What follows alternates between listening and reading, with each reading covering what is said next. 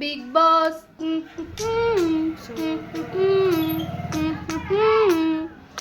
Big boss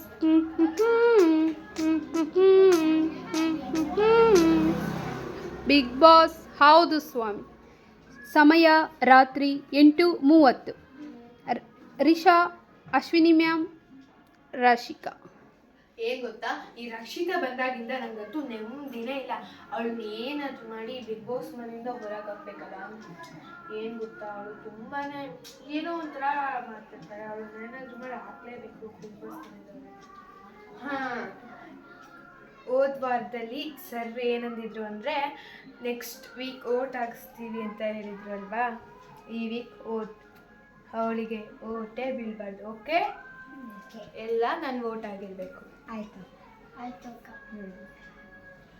ಅಪ್ಪ, ಇದನ್ನೆಲ್ಲ ನೋಡಿಬಿಟ್ಟು ನಮ್ಮ ಕನ್ನಡದ ಕಂದ, ನಮ್ಮೆಲ್ಲರ ಆನಂದ, ಸಿಂಗಿಂಗ್ ಸ್ಟಾರು, ರಿಯಲ್ ಹೀರೋ, ನಮ್ಮೆಲ್ಲರ ಮೆಚ್ಚಿನ Bigg Boss winner, Bigg Boss show ಬಗ್ಗೆ ಏನು ಹೇಳ್ತಿದ್ದಾರೆ ಕೇಳೋಣ ಬನ್ನಿ.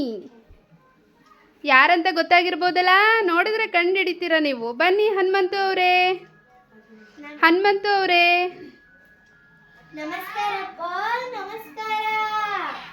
ನಮಸ್ಕಾರ ಹನುಮಂತು ಅವರೇ. ಹನುಮಂತು ಅವರೇ, ನೀವು ನಮ್ಮ ಬಿಗ್ ಬಾಸ್ ಶೋನ ನೋಡ್ತಿದ್ದೀರಾ? ಹೂನಪ್ಪ, ನೋಡ್ತಿದ್ದೀವಪ್ಪ. ನಿಮ್ಮ ಅನಿಸಿಕೆ ಏನು? ಒಂದು ಸ್ವಲ್ಪ ನಿಮ್ಮ ರಾಗದಲ್ಲಿ ಒಂದು ಸ್ವಲ್ಪ ಬಿಡ್ತೀರಾ? ಬಿಗ್ ಬಾಸು ಮನಿ ಒಳಗ ಜಗಳವಾಡಬಾರದು. ಬಿಗ್ ಬಾಸು ಮನಿ ಒಳಗ ಜಗಳವಾಡಬಾರದು. ಅಡದರೆ ಆಗಾಡವಲ್ಲಿ, ಅಡದರೆ ಆಗಾಡವಲ್ಲಿ ಎಂದು ದ್ವೇಷ ಮಾಡಬಾರದು.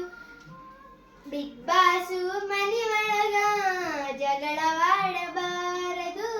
ಬಿಗ್ ಬಾಸು ಮನಿ ಒಳಗ ಜಗಳವಾಡಬಾರದು. ಕರುಣೆ ಇಲ್ಲದ ಅಶ್ವಿನಿ ಮಾಮ, ಕರುಣೆ ಇಲ್ಲದ ಅಶ್ವಿನಿ ಮಾಮ ಎಂದು ತಡವಬಾರದು.